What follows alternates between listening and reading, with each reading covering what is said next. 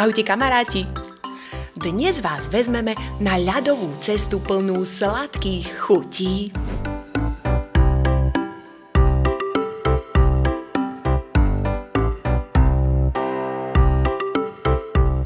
Kto vymyslel zmrzlinu?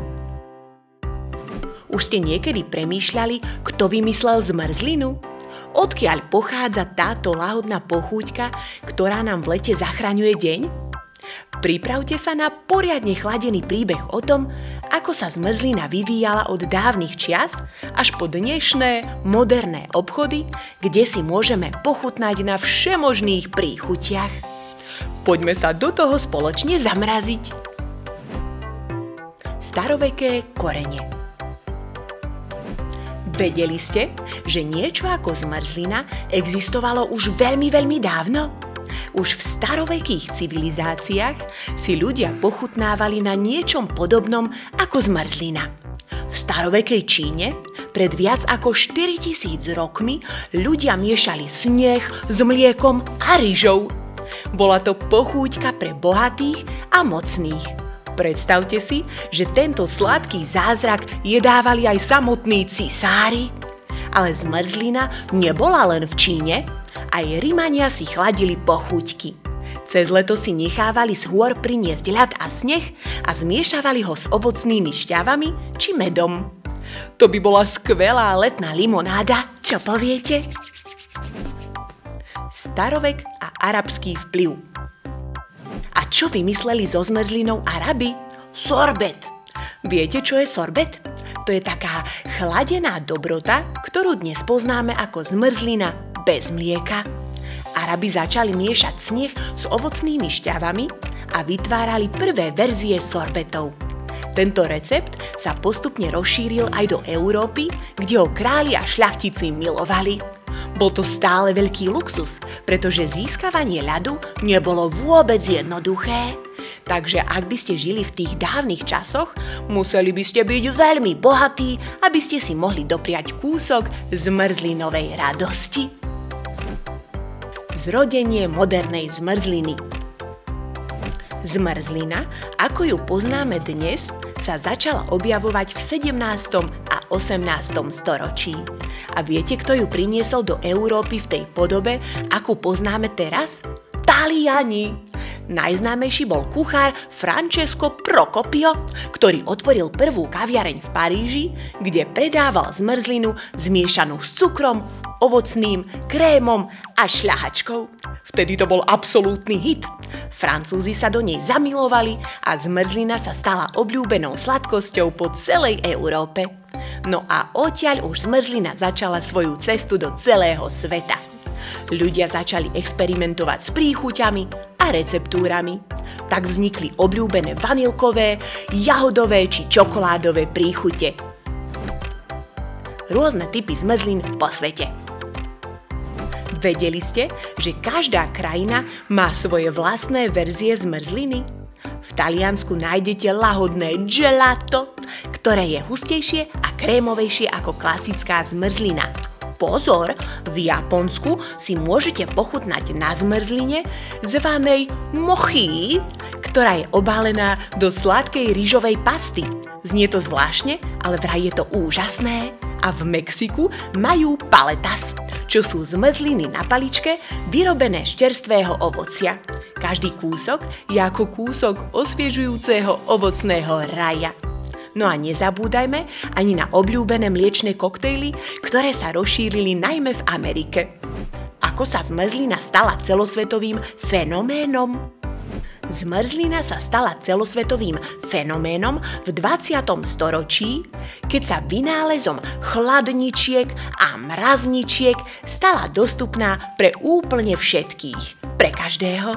Zmrzlinu už nejedli len bohatí, mohli si ju kúpiť ľudia kdekoľvek.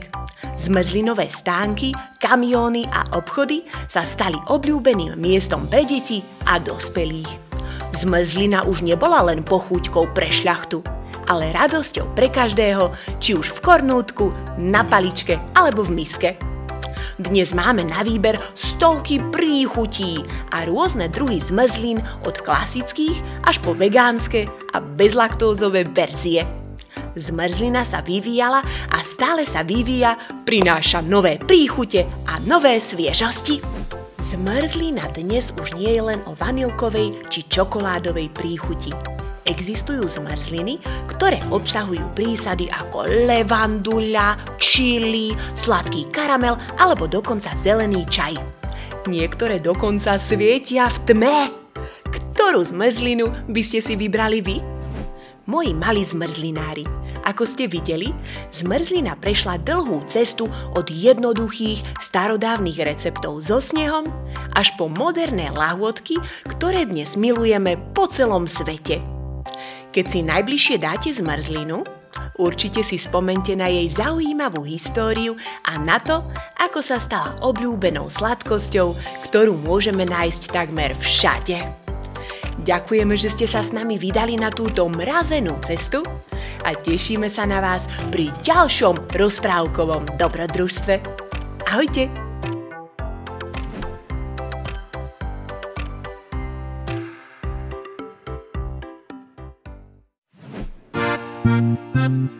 Ahoj deti, ja som Roš, váš zmrzlinový kamoš. Prinášam vám zmrzlinu pre celú vašu rodinu. Ideme sa osviežiť? Áno! Takže, decká, raz, dva, tri, štyri. Vonku teplo, slnko svieti, osviežme sa s mrzkou, deti. Akú si však vybrať máme, poradiť si tu necháme. Ja mám rada malinovú, ja milujem jahodovú. Jahody sú veľmi zdravé, v prima zmrzke zamiešané.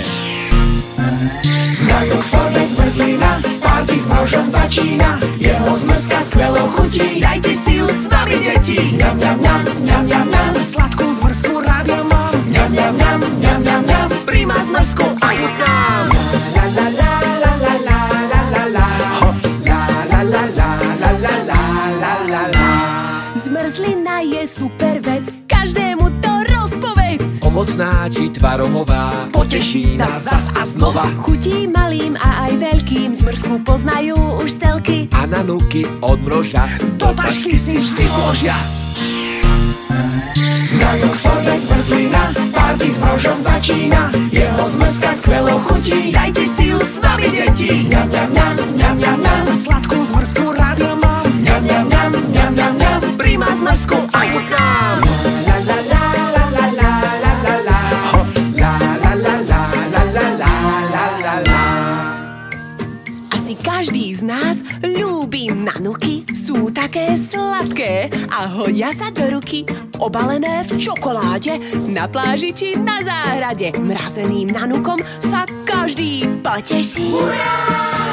S košíkom k nám niekto kráča. Viete, deti, kto to je? Áno, áno, to je Brož, náš zmrzlinový kamoš. V nanukoch je jeho sila, lebo majú jahôd veľa. K tomu sladká čokoláda, zlepší sa ti hneď nálada. Na juh sodec zmrzlina, party s Možom začína. Jeho zmrzka skvelou chutí, dajte si ju s nami, deti.